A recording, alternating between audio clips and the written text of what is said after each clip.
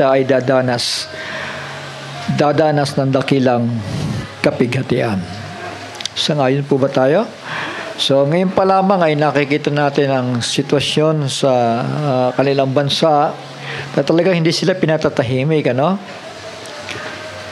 At hindi lang dito po yan sa panahon ng miraculous war, ano? Na kung saan dito po tayo darat na ng rapture. Ang pinakagrabe pa ay dito sa middle of the week of Daniel, ano? Ito yung middle of the week. Na kung saan yung dakilang kapighatian na magro-rule yung hinihintay-hintay na nasa libutan.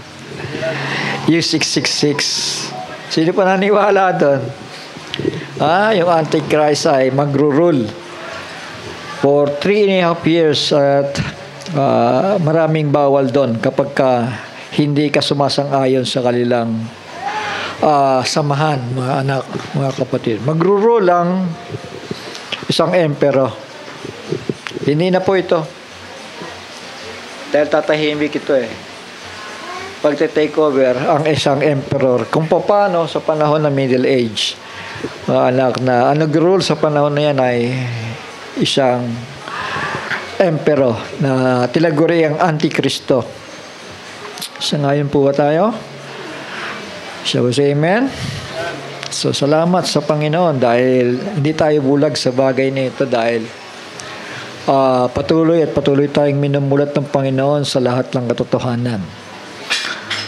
At hindi bahagi o hindi bahagya, kundi buong katotohanan ang kanyang mga pangako. Ang pangako niya nandito po sa Biblia at ito po ay nakatago lalo na doon sa mga hindi naman nagbigay ng pahalaga, di ba? Natural, paano mo babasahin ang Biblia? Hindi naman mahalaga sa iyo, di ba? Pero papahalagahan po natin ito once na tayo po ay patuloy na nakakapakinig ng kanyang mga salita. Dahil ang sabi ng Banal na Aklat, ang pananampalataya daw ay nagmumula sa pakikinig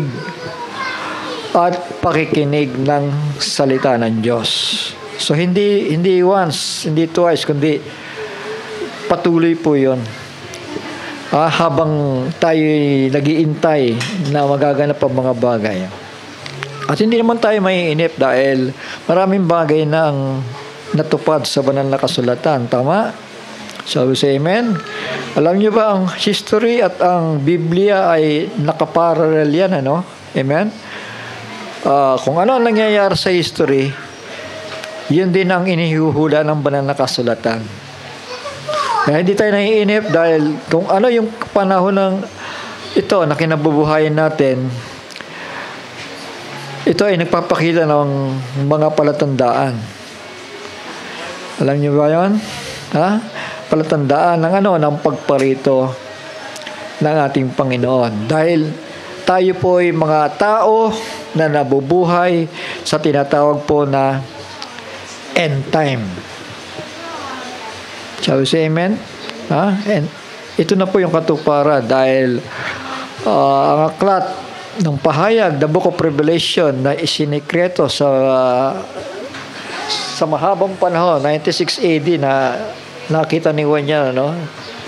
At nailathala pero hindi para sa kanila makaunawa. Kundi dito po sa panahon natin kinabubuhayan ay doon po bubuksan ng Panginoon yan. Yung mga sekreto para maiprepara tayo sa panahon po ng sekretong pag-agaw. Shall we say amen? Hindi ba ang pagparito ng Panginoon ay sinikreto? Shall we say amen? Wala sabi, wala nakakaalam. Tama? Ni ang mga anghel sa langit, hindi nakakaalam. Ni ang anak ng tao ay hindi nalalaman ang pagparito, ang kanyang pagbabalik. Kundi ang tanging nakakaalam ay ang Ama lamang. Tama? Shall we say amen?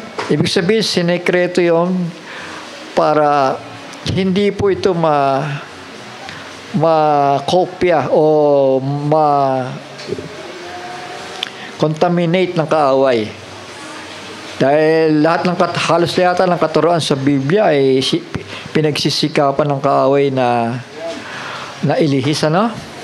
Diba? Sabi nga ng Biblia, for there shall rise false Christ and false prophets and will deceive many. Alam niyo ba yon? Tandaan ninyo, tayo mga tao, likas sa atin na madaling dayain eh. Shall we say amen? Likas sa tao ang madaling madaya. Kaya nga sabi doon, there shall rise false Christ and false prophets and shall deceive many. Biblical na po yun, nakasulat na po yun. Madadaya ka kapag hindi ka nag-ingat sa sarili mo. Madadaya ka kapag hindi mo pinahalagahan ang buhay mo. Madadaya ka kapag hindi ka nag-effort na matuklasan man lang kung ano ang plano ng Panginoon. Kasi karamihan sa mga tao ngayon, tamad magbasa ng Biblia, di ba? Di ba?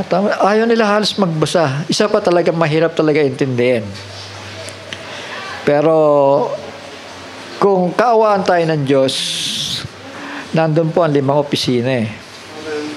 Yung fivefold ministry na yun, hindi po graduate ng Bible schools yan, ha?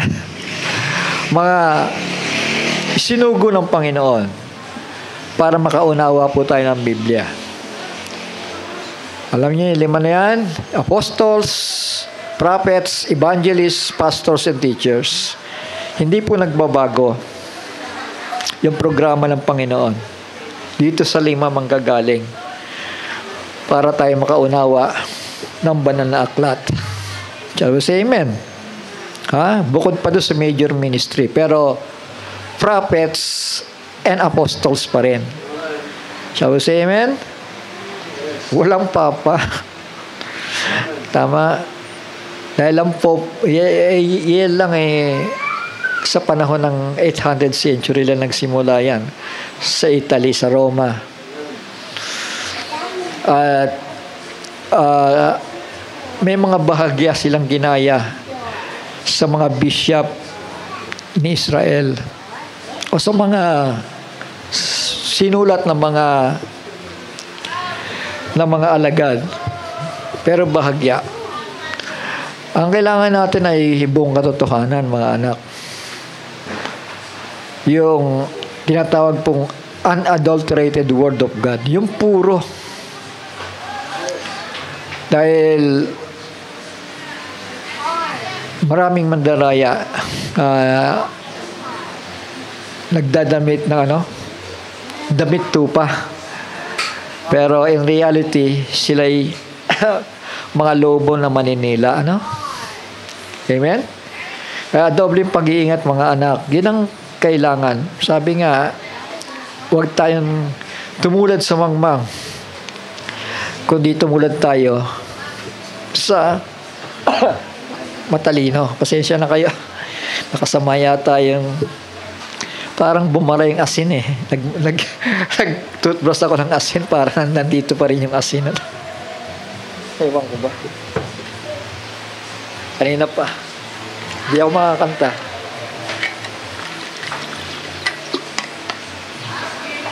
So, anong sabi ni Pablo sa Ephesians chapter 5 verse 16 to 17?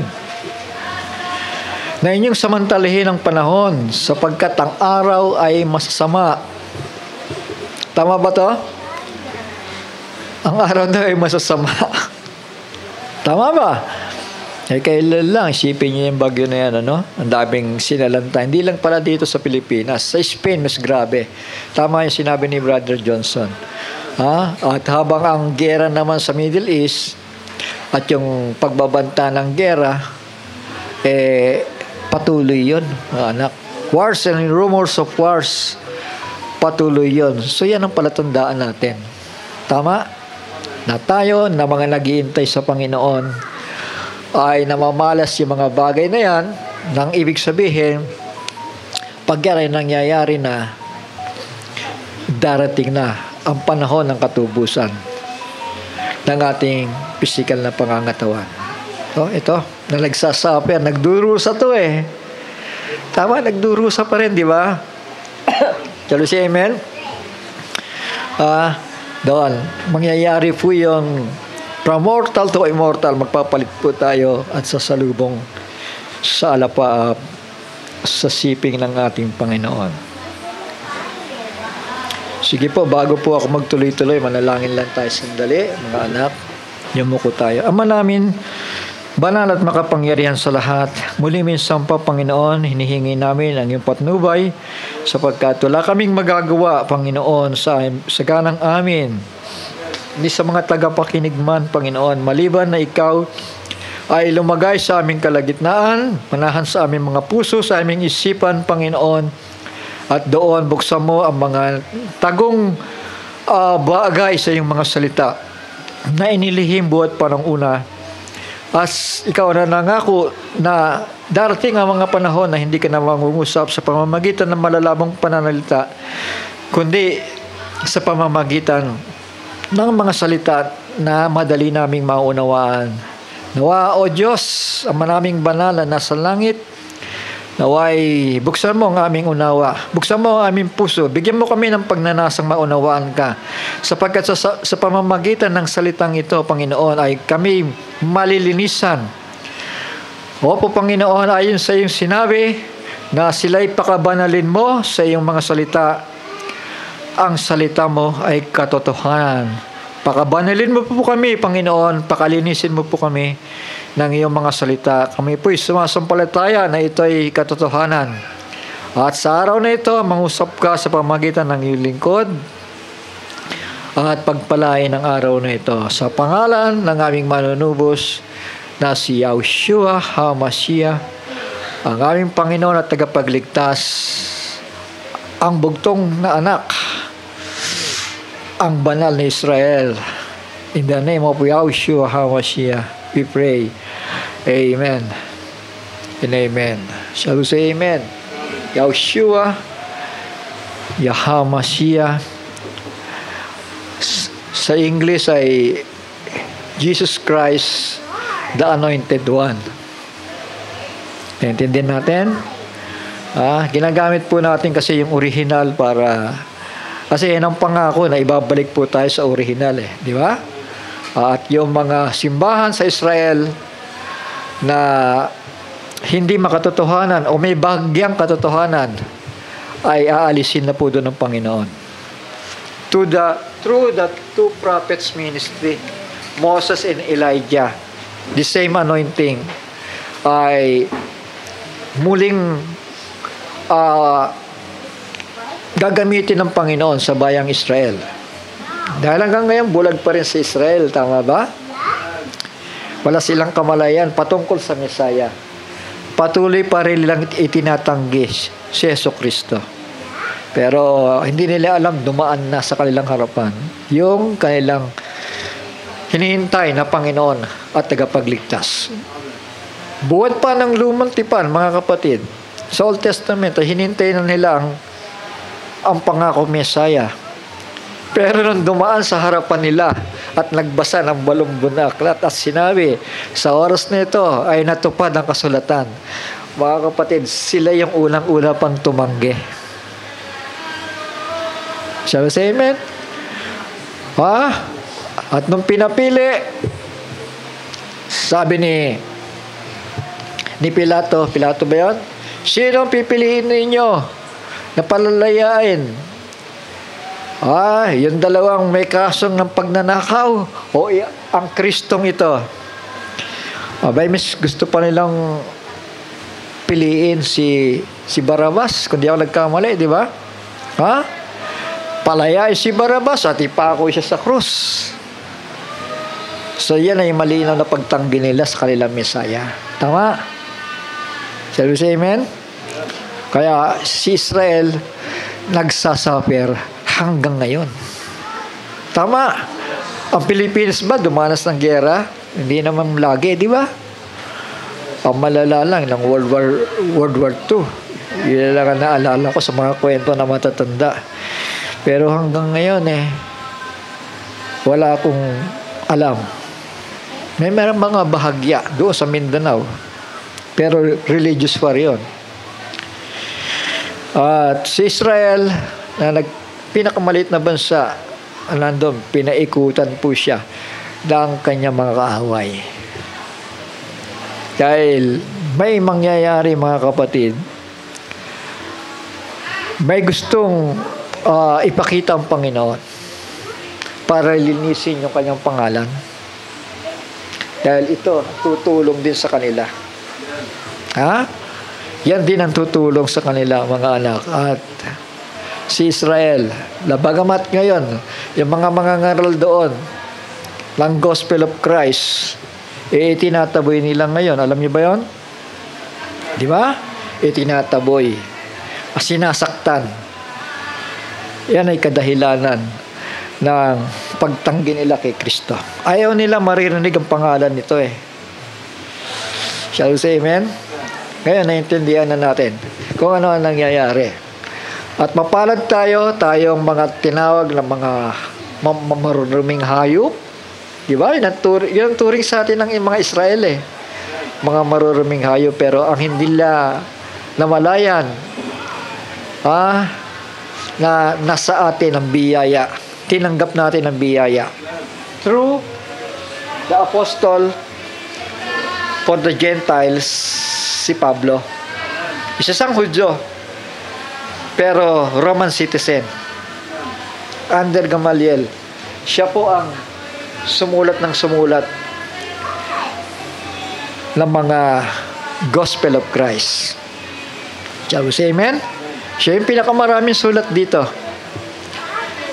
At sa pamamagitan noon ay kumalat ang salita ng kaligtasan, mga anak, mga kapatid. At ang Hudyo naman ay nagsuffer, naghirap. So alam nyo ang history, 70 AD, sila'y pinagtabuyan sa kanilang sariling bayan. At 1948 lang sila muli na i-restore. Tama? At hanggang ngayon kinapopuotan pa rin. Pinagtutulong-tulungan ng mga bansa sa kanyang paligid. Shall we say amen? So basa tayo ng Bible, mga anak. Ayun, natutuwa ako, Sabi kasi ng Bible, masdan ninyo na pagkabubuti at pagkakaligaya sa mga magkakapatid na nagsisita magkakasama sa pagkakaisa. So wala ditong kontrabida Dahil yung mga kontrabida nilabas na ng Panginoon. Tama po, ayaw ng Panginoon na mayroong pagtatalo sa loob ng simbahan, mga kapatid. Dahil patungo tayo sa perfection na tinatawag. Shall we say amen? Papunta tayo sa perfection. Wala pong debate dito, walang pagtatalo dito. Dahil ang lahat ng gusto makipag-debate dito ipapahiya ng Panginoon. Purihin ng Panginoon. Matthew chapter 24 verse 34. So dito tayo dinako ng Panginoon. Actually, napakaraming nais ipakita ng Panginoon sa bawat isa sa atin. Na talagang maglilinaw ang banal na aklat, mga kapatid. Dahil hindi na tayo doon sa panahon na pira-pirasong tinapay, Ang salita ng Diyos ay naikukumpara sa isang tinapay, mga anak. Hindi na tayo doon, kundi kumbaga sa tinapay, eat all you can. Tama? Kung ano ang nais ipahiwatig, ipakita ng Panginoon sa ating kalagitnaan, yun ang mangyayari, mga anak, mga kapatid. Habang tinatahak po natin yung kasakdalan. Shall we say amen? Papunta na po tayo sa kasakdalan. Sabi po dito, verily I say unto you, this generation shall not pass till all these things be fulfilled. Sino po itong generation na to? Walang iba, ang bayang Israel. Bakit nasabi ito ng Panginoon? Dahil kapag tiniris po ninyo ang history, ang bayang Israel ay maraming beses na pong pinagtabuyan sa kanilang sarili mismong bayan. Persian Empire, tama? Grecian Empire,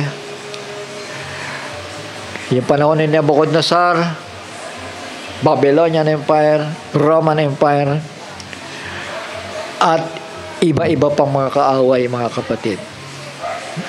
Nazi, di ba? Ang daming pinagpatay ng mga Hudyo, di ba? Alam ba ninyo yung history? World War II? At dahil sila'y kinakabagan pa ng Panginoon sa pangakong ito, this generation shall not pass till all these things be fulfilled. Ibig sabihin, yung henerasyon na yan, patuloy at patuloy mananatili sa balat ng lupa. Tama? Na kahit 70 AD, mga anak, mga kapatid, wala na ang bayang Israel 70 AD. Pinagtabuyan na sila ng mga Romans.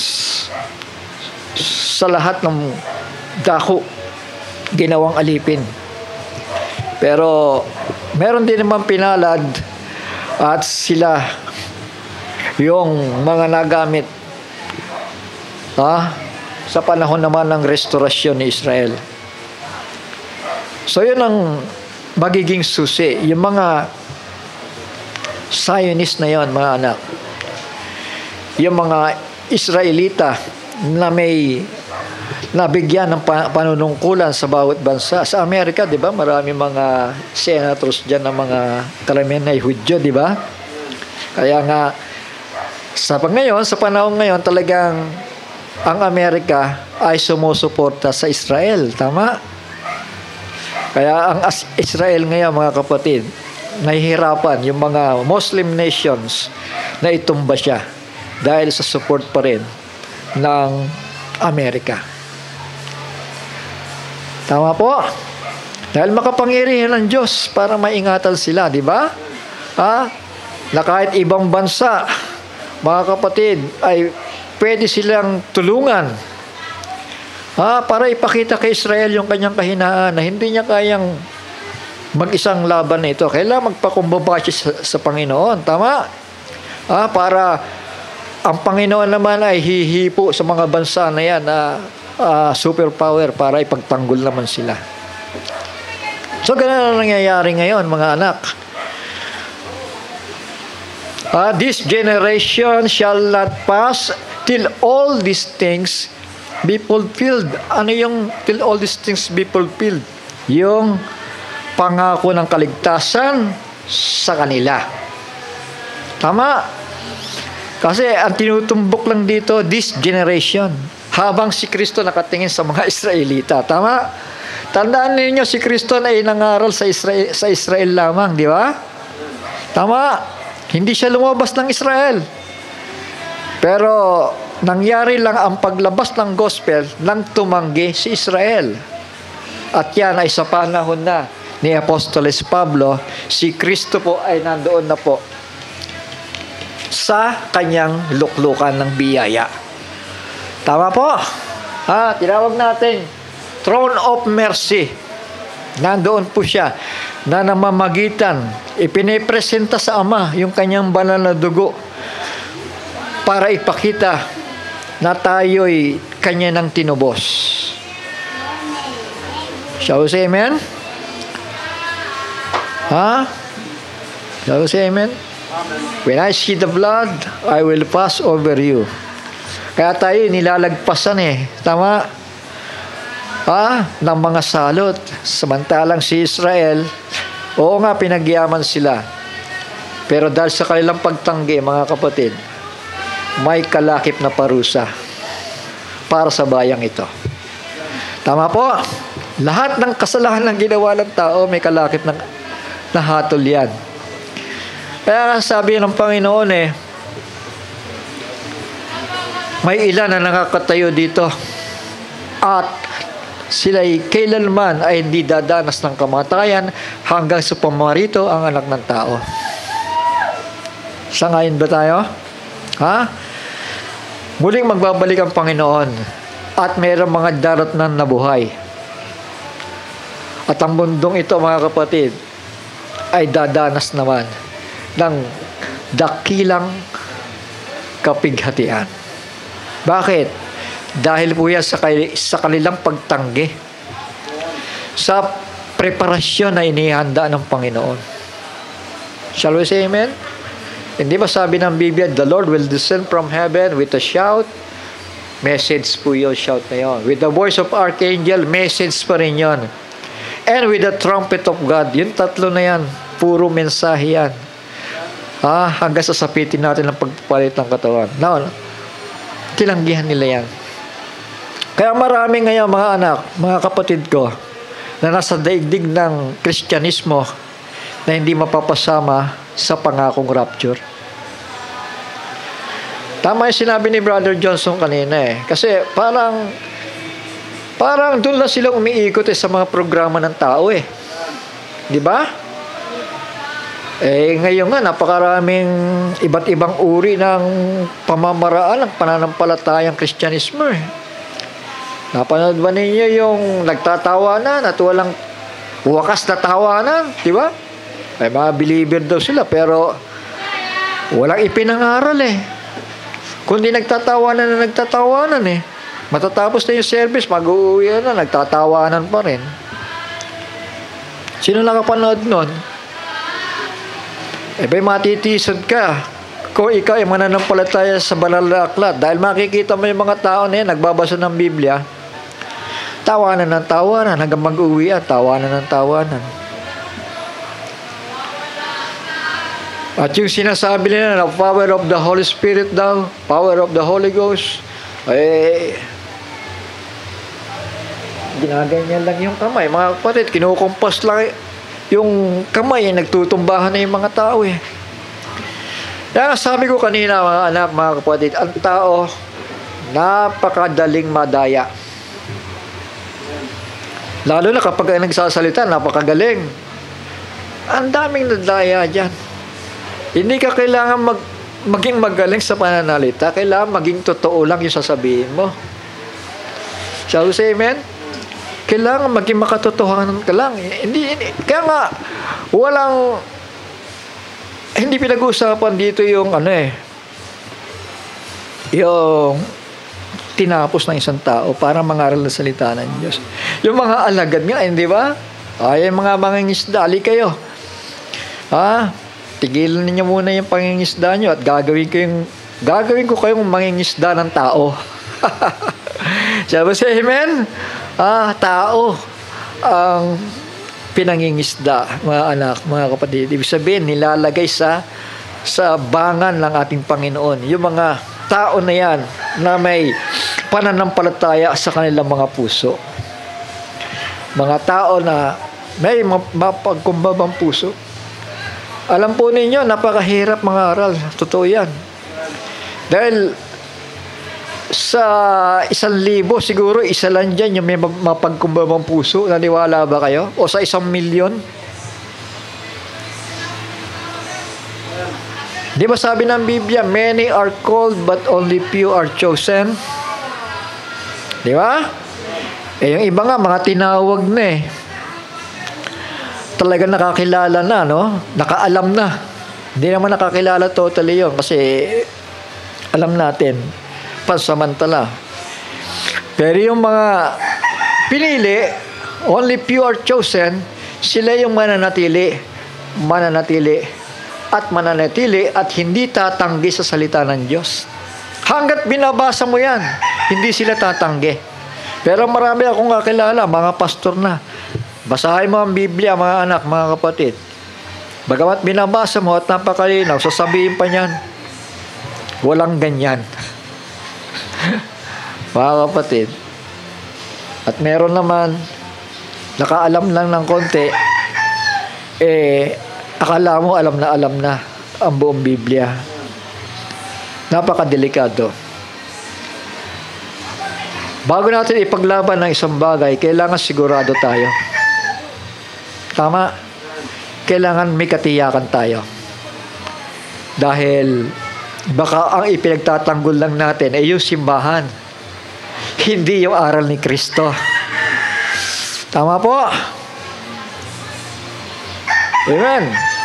Ay ipagtanggol po natin ang katotohanan. Sabi ni Kristo, I am the way, I am the truth, and I am the life. Tama po? No one can comes to the Father but by me. Sa pamamagitan niya. Hindi sa pamamagitan ng sino man tao. Tama? Kaya nga, sabi ng Biblia, sumpain daw ang sino mang tao na magtitiwala sa kapwa-tao.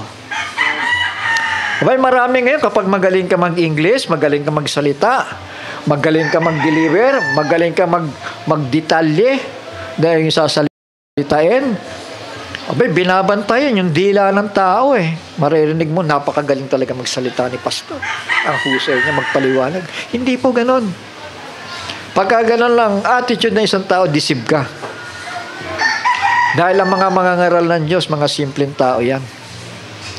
Mga simpleng tao, hindi po karamihan sa kanila, hindi nag-aral sa mga, ang tawag dito, theological school. Hindi pinag-uusapan theological school dito. Dahil kapag galing ka sa theological schools, ano ituturo mo? Di itinuro ng tao. Tama.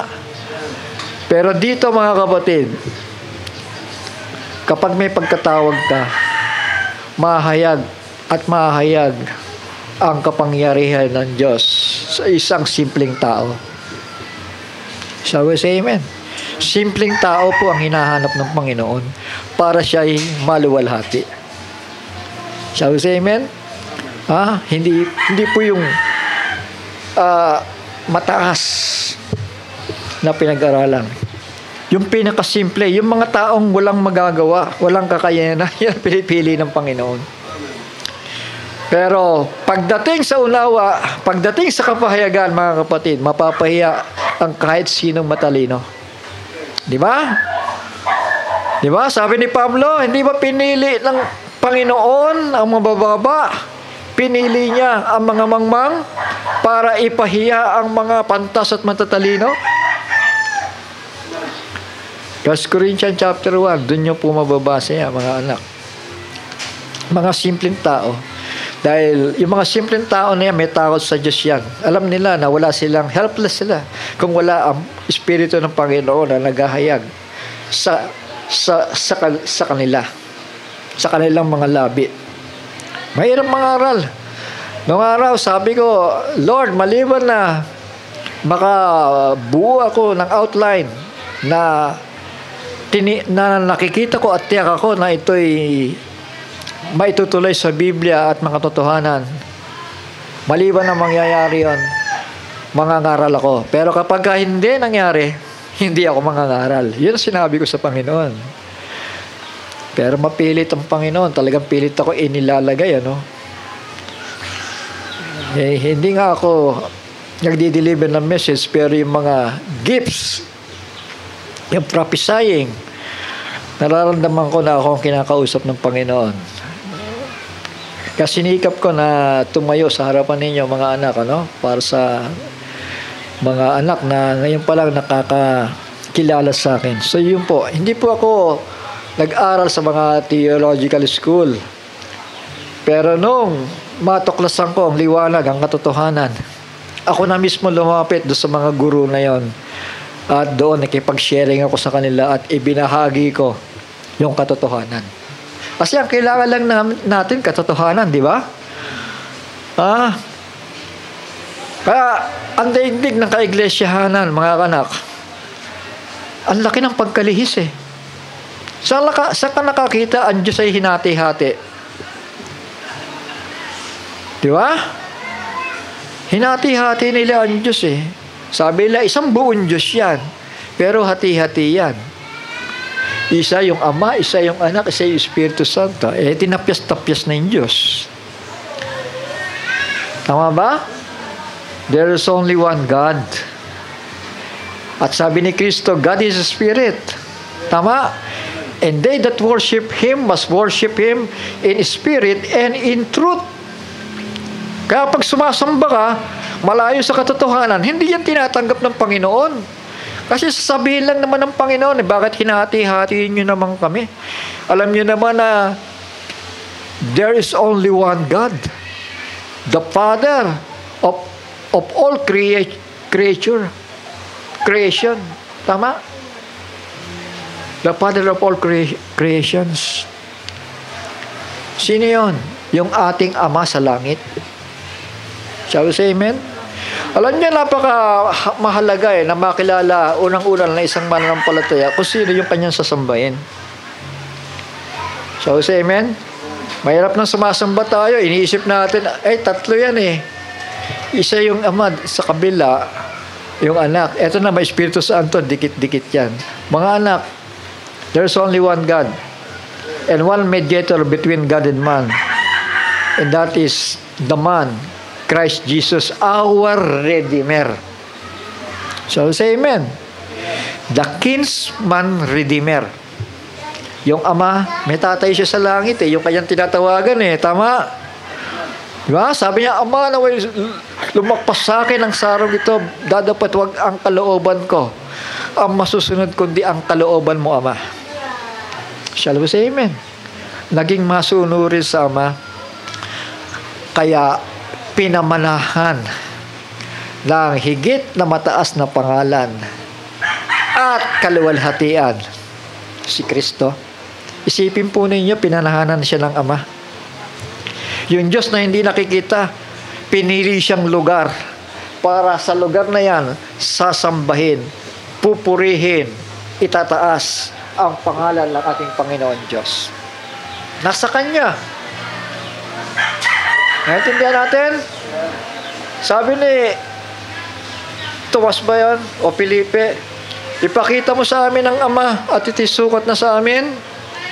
Pero ang sagot niya, hindi mo baga alam na ang Ama ay nasa akin?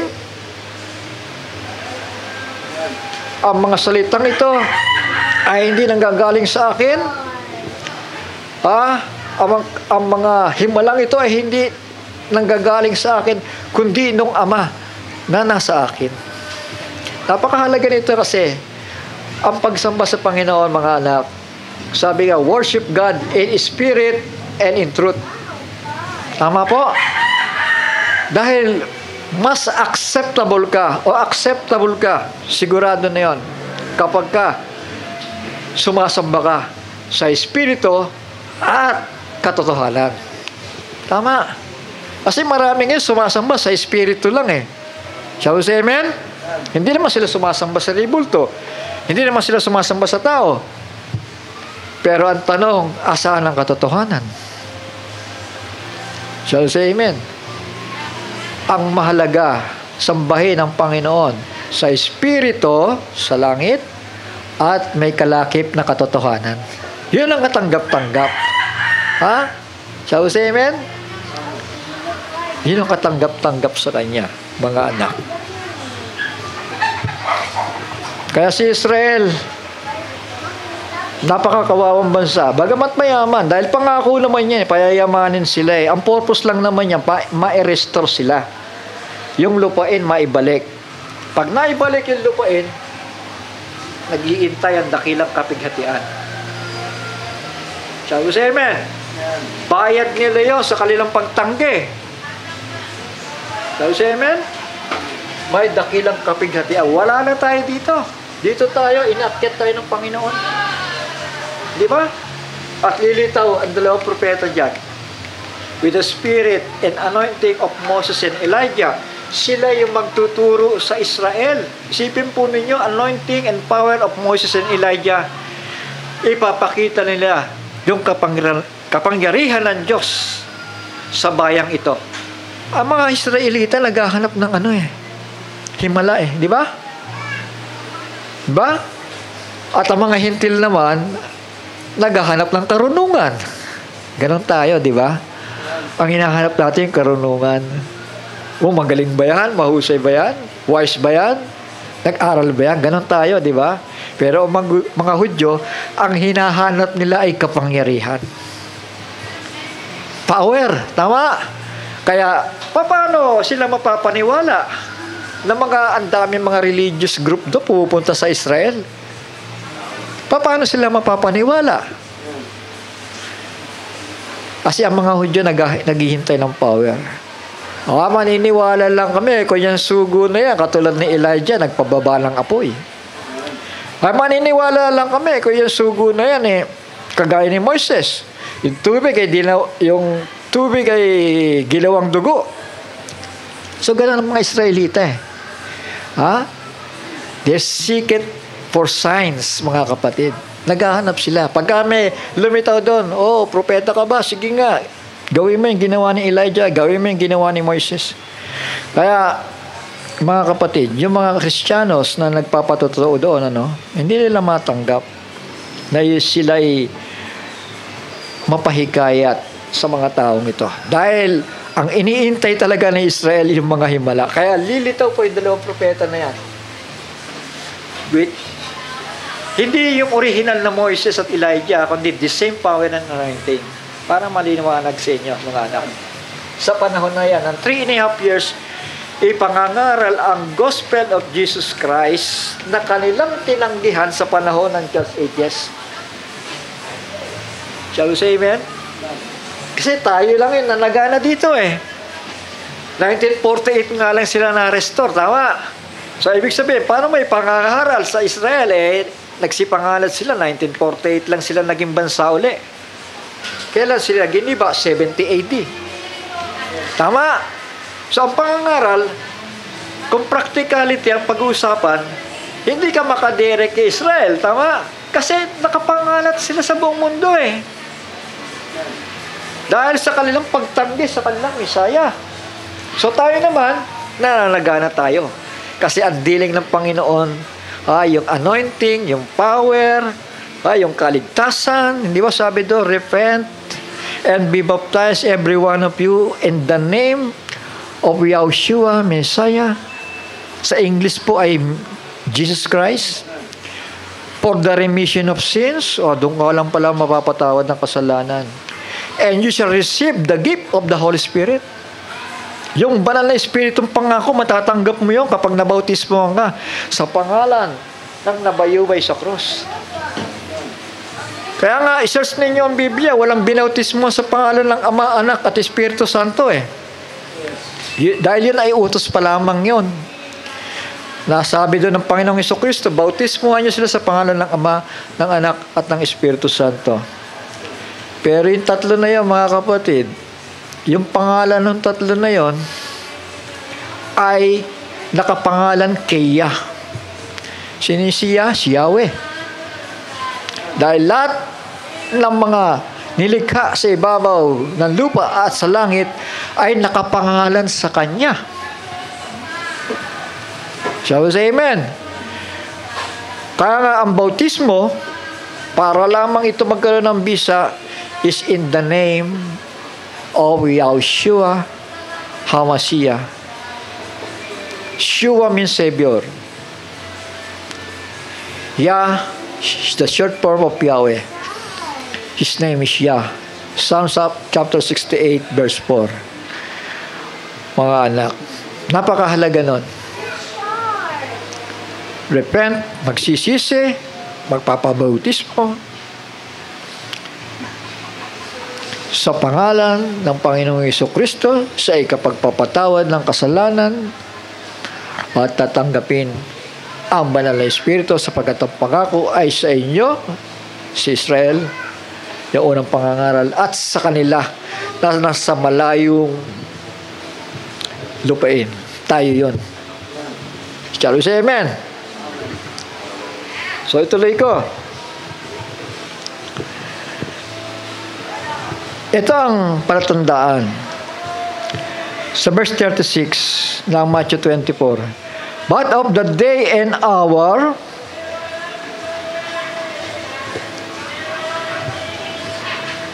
knoweth no man, no not angels of heaven, but my Father only. Yung Ama lang ang nakakaalam. Tama. Shall we say amen? Hindi nga alam ng anak ang pagbabalik niya Tama. Ng mga anghel, hindi nga rin alam ng mga anghel Ang nakakaalam talaga, yung may likha ng langit at ng lupa. Yung nag-iisang Diyos sa langit. Shall we say amen? At sabi dito, ito yung signs, mga anak. But as the days of Noah were, so shall also the coming of the Son of Man. For as in the days that were before the flood, they were eating and drinking and marrying and giving in marriage until that Noah entered into the ark. So yun po mga anak. Eating, drinking, marrying, giving in marriage. So ganun ang nangyayari. Ganun ang nangyayari ngayon, di ba? Hanggang doon na lamang yung mga gatong uri ng pagtitipon ay nakalimutan na. Tama po? Nakaligtaan na. Nasa pamamagitan ng salita ng Diyos, ikaw ay malilinis sa lahat ng iyong kasalanan. Marami na pahamak doon at walang kaluluwa lang ang naligtas. So verse 39, and knew not until the flood came and took them all away, so shall also the coming of the Son of Man be. So ganon din ang pagparito ng Panginoon. Masyado silang busy. Ayan, eating and drinking and singing. High-tech na nga ngayon di ba? So say amen? Masyado na silang nililibang ng dyablo, di ba? Pero yung ganitong pagtitipon, mga anak, napabayaan na. Purihin ang Panginoon. So katulad nung panahon na yon, mga anak, ang pagparito ng Panginoon para ilikas tayo, di ba? Kaya si Noah mapalad, kinahabagan siya ng Panginoon at kasama ang kanyang pamilya. Tama? Kaya nga pamilya lang Hindi namang paramihan ito Shall we say amen? 8 nga lang ang naligtas sa panahon na yan Hindi ba? Ano nangyari sa mga matitigas ang ulo? Nagsuffer sila sa baha. Yung nga tinawag na disobedience. Shall we say amen? Minsang naging masuwayin. Pero pinagsisihan nila yan, mga anak. Mahabang kwento. Pero habang nagpapatuloy tayo, maunawaan nyo ang kalooban ng Panginoon. Kung ano ba nangyari sa kanila. Hanggang doon na lamang ba yun? May biyaya pa rin ba? Nagsuffer nga lang sila. Pero yung mga unbeliever doon, yon ang parurusahan ng Panginoon. Yung hindi mananampalataya. Shall we say amen?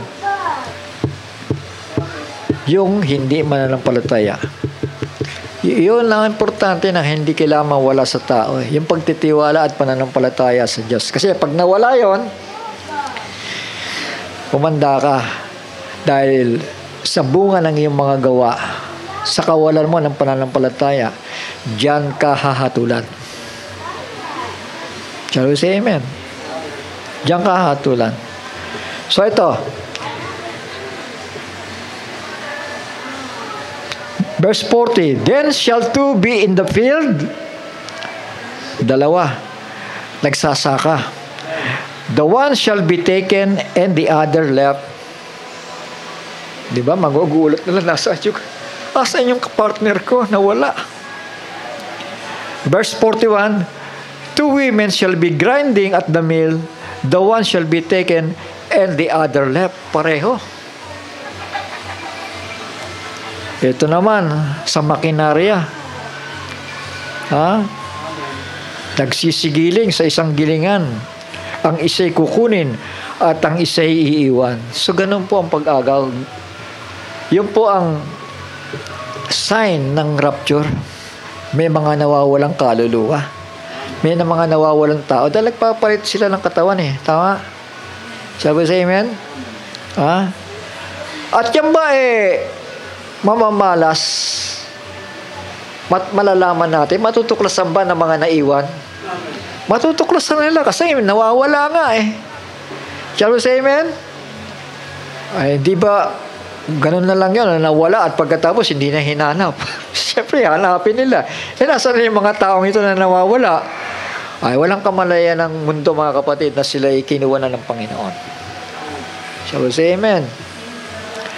Kaya nga, ang payo ng Panginoon, watch therefore, for you know not What hour your Lord that come? So, importante ngayon, mga anak, ay yung pagbabantay. Shall we say amen? Pagbabantay.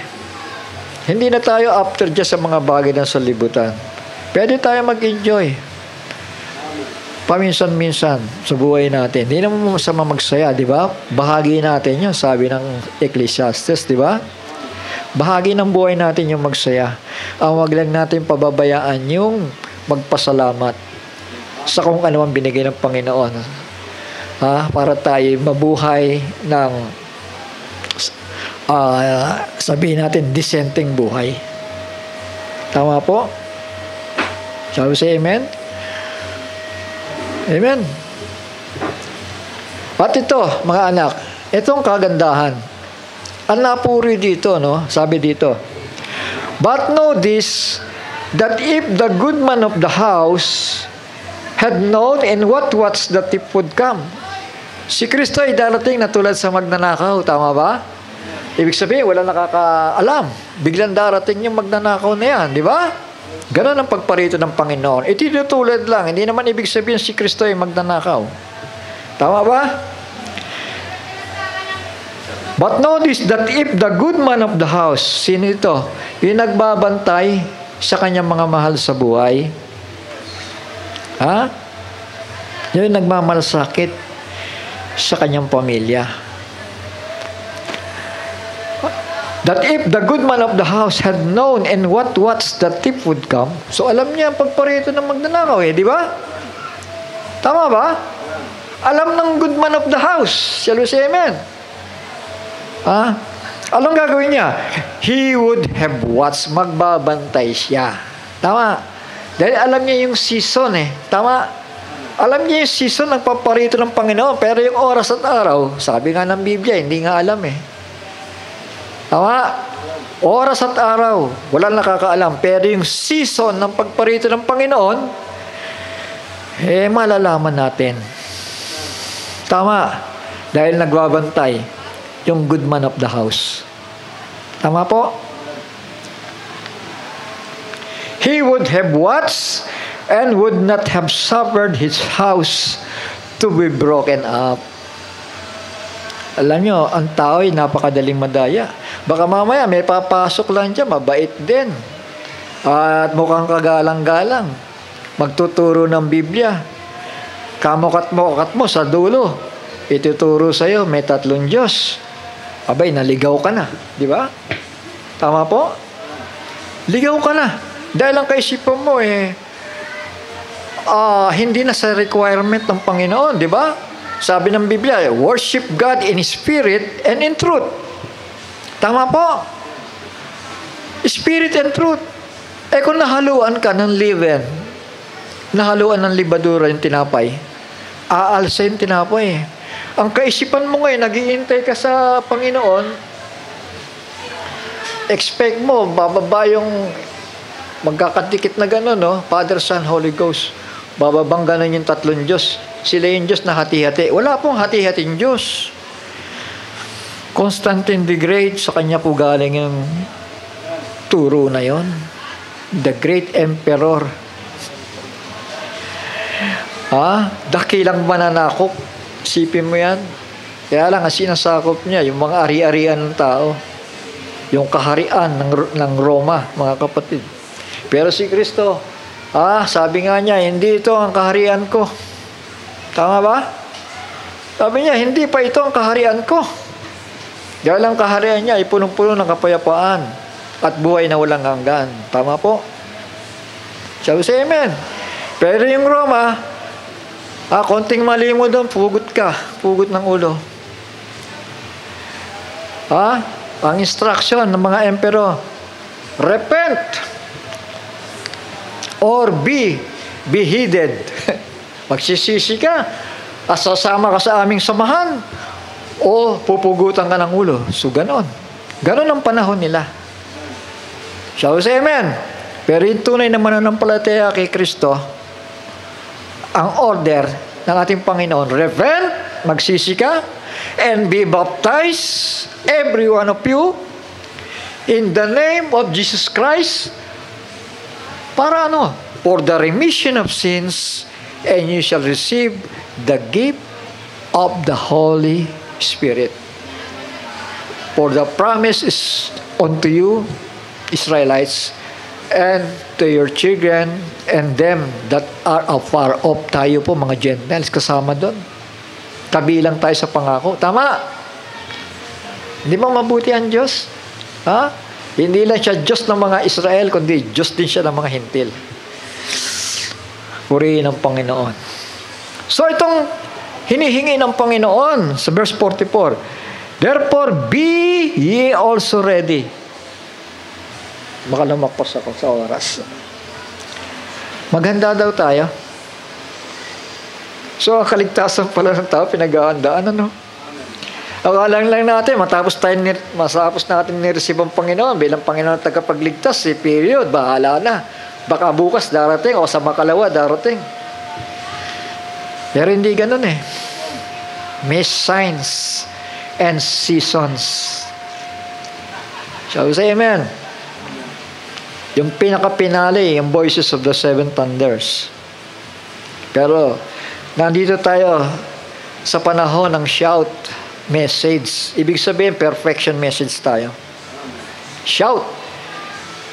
May lumitaw na propeta at nangaral ng banal na kasulatan from Genesis to Revelation. William Marion Branham. At merong apostoles, isang major apostle, Brother Raymond Jackson.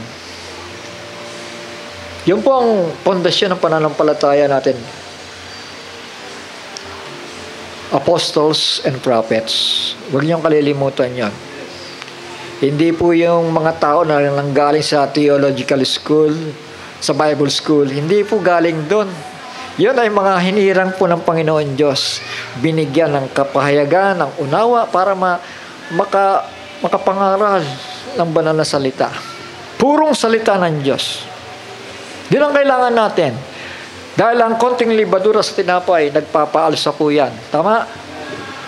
At ang salita ng Diyos ay may tutulad sa tinapay. Man shall not live by bread alone, but every word that proceeded out of the mouth of God. So yun mga anak, tinapay yan ang buhay. Shall we say amen? Itong salita ng Diyos. Hindi tayo nabubuhay lamang sa kung anong tinapay na niluluto dyan, mga kapatid. Kundi nabubuhay tayo at mabubuhay sa pamamagitan ng purong salita ng Panginoon Diyos. Doon tayo mabubuhay. At hindi basta letra yan. Sabi nga ni Pablo, these words are spirit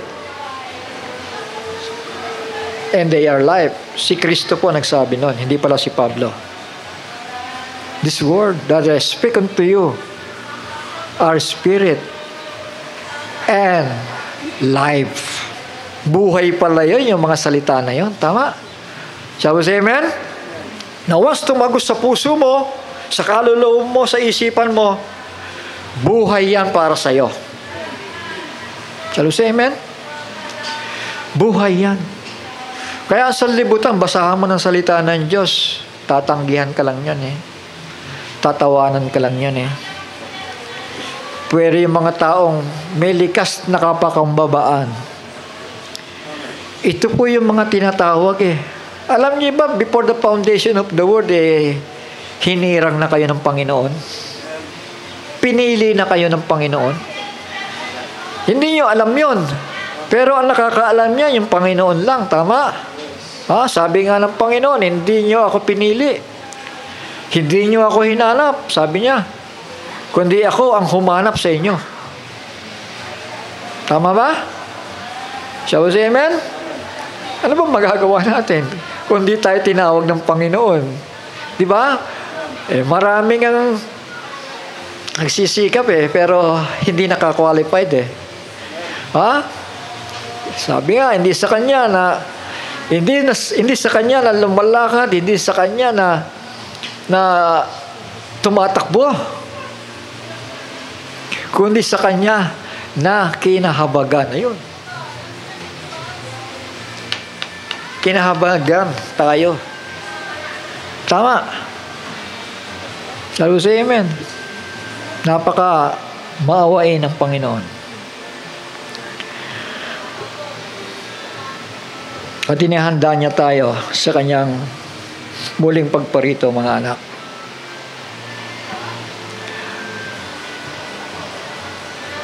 At sabi pa dito, inulit niya, therefore be ye also ready, for is such an hour as you think not the Son of Man cometh.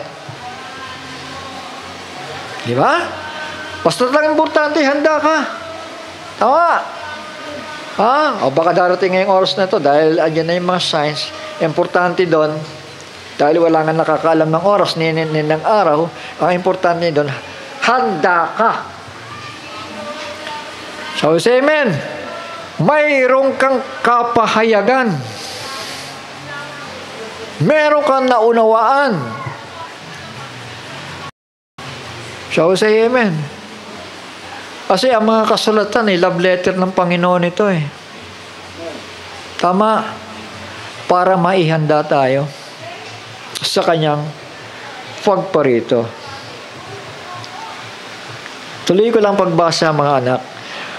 Who then is a faithful and wise servant? Ito yun. Ito yung dapat hinahanap natin, di ba? Faithful and wise servant. Shall we say amen? Whom his Lord hath made ruler over his household. Sino yung household? Yung church. To give them meat in due season. Shall we say amen, mga anak? Meron palang pagkaing napapanahon. Shall we say amen? Meron palang aral na napapanahon. Shall we say amen? Dahil binubuksan ng Panginoon yung ating kaisipan, mga anak, mga kapatid, para maintindihan natin ang buong aklat. Hindi naman kailangan ma-memorize mo Importante dyan, maunawaan mo. Di ba? Iba yung minimemorize kaysa nakaunawa. Meron naka-memorize nito, pero ang tanong, naunawaan ba? Di ba? Ang dahil nga mga komentaryo, sinaamin nila, hindi namin maintindihan yung iba dyan. Yung iba, naintindihan namin dahil nangyari sa history.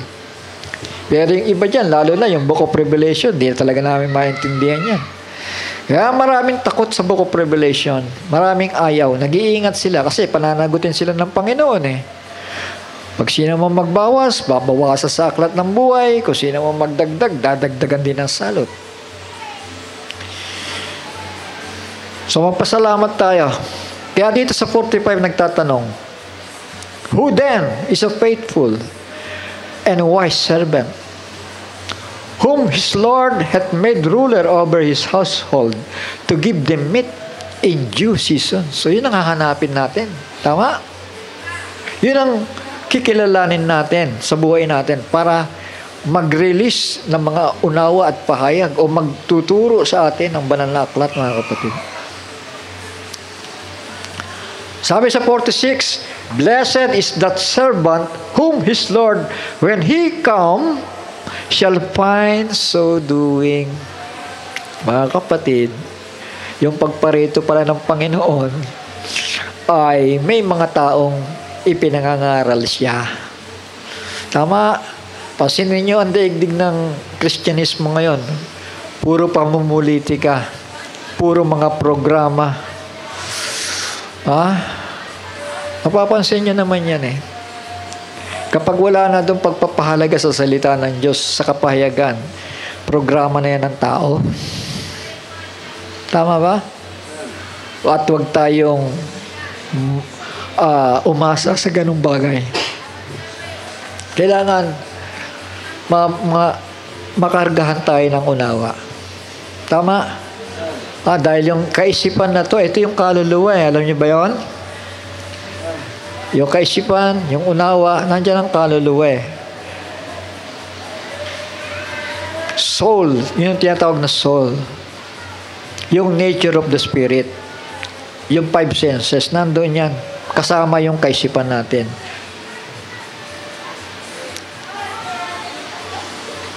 Soul is the nature of the spirit. Yung nature natin, nasa kaluluwa yun. Pati kasama yung unawa. Yung pandinig. So, say amen. Kaya nga, ang pinapakain mo doon, hindi yung flesh mo, kundi yung pagkataong loob. Tama. Yung kaluluwa mo, ang pinapakain mo ng ano? Ng salita ng Diyos. Sabi say amen. Siya yung kumakain, siya yung nag-i-enjoy doon. Kasi nakakargahan siya ng tinapay ng buhay Tama. Amen. Verily I say unto you that he shall make him ruler over all his goods. Pagkakatiwalaan siya, Brother Johnson, di ba? Kahit nasabihin mong, sabi nga, pagkaloob ko man ang sarili kong buhay, ni ang aking mga ari-arian, dadapot wala akong pag-ibig. Pag walang namamahay doon na Espiritu Santo, mga anak, wala doon ang pag-ibig ni Kristo, wala doon ang pag-ibig sa kapwa, wala doon ang pag-ibig sa salita. Sabi nga ako'y wala. Amen? Kapag wala yung mga bagay na yan, mga kapatid, pero kapag nandoon si Kristo, sigurado na yon, magmamahal ka sa kanyang mga salita. Di ba? Ano sabi ni Kristo? Sino itong tunay na nagmamahal sa akin? Kundi sila na umiibig sa aking mga salita. Sabi sa amen.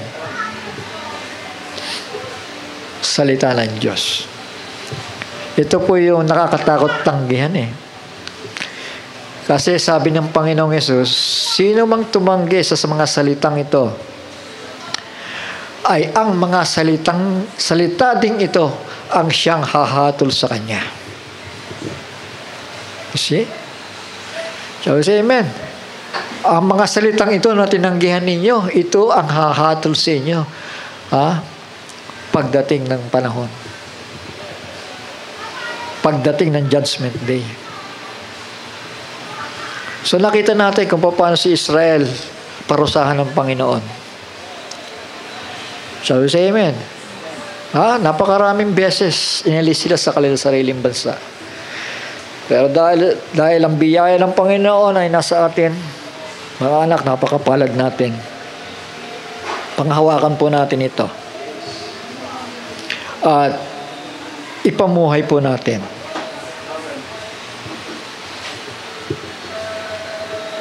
Huli na lamang, sabi dito ni Pablo, na inyong samantalahin ang panahon sapagkat ang mga araw ay masasama. Tama ba to? Hindi ba? Walang katiyakan. Yung mga nagtataas ang bahay, pwedeng i-landslide yan Pwedeng akyatin ng bahayan di ba? Sa panahon natin sa Florida nga, yung ipo-ipo. Ang daming sinira ng gagandahang bahay. Di ba? Ang dami rin patay. Sa Spain, saan pa, mga anak, mga kapatid. Giyera, kaguluhan. Ano ba yan? Doon sa... Ito. Philadelphia. Di ba? Sa Amerika, di ba? Nakakaawa yung mga tao. Mga patay na buhay, di ba? Makikita niyo sa kalye, puro mga adik. Bakit pinahintulot yan ng gobyerno ng Amerika, di ba? Kasi pagkakakitaan Tama? Di ba? Yung drugs, pinagkikitaan ng drugs, di ba? So, kawawa na lang yung walang malay na sinisira niya ang kanyang sariling buhay. So ito, mga anak, samantalahin din natin, redeeming the time, because the days are evil. Wherefore, be ye not unwise, but understanding what the will of the Lord is. Di ba? Naunawaan naman natin, siguro. O hindi lang siguro, sigurado. Tama? Ha? At sana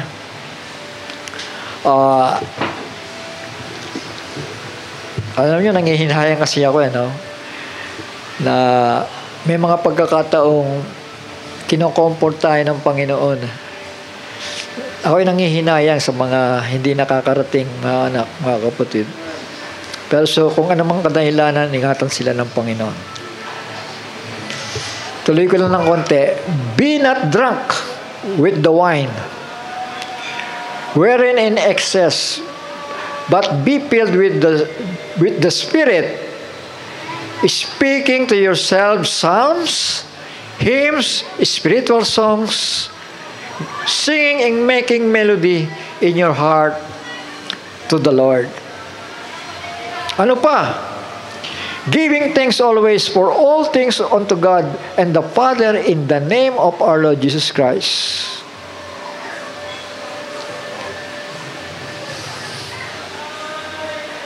Sa 21, submitting yourselves one to another in the fear of God. So yun, mga anak, yun ang sikreto para mapasama tayo sa pangakong pag-agaw. Dahil kung, sabi nga ni Pablo, kung tayo nagkakagatan, tayo rin ay mapupuksa. Tayo rin yung mapupuksa. Kaya dito mga kapatid, yung pagbabagong paglakad Shall we say amen? Pagbabago at pagbabago pa. Kung inakala mong binago ka na, magpatuloy ka pa. Baka meron pang kailangang baguhin. Shall we say amen? Patuloy at patuloy na pagbabago. From glory to glory, sabi nga, Sister Ruth, di ba? Ang ganda, no? From glory to glory, binabago tayo ng Panginoon. Sige po, hanggang dito na lamang po na ang aking may babahagi at manalangin tayo sandali at magpasalamat. Ama namin, banal at makapangyarihan sa lahat, minsan pa kami nagpapasalamat sa mga salita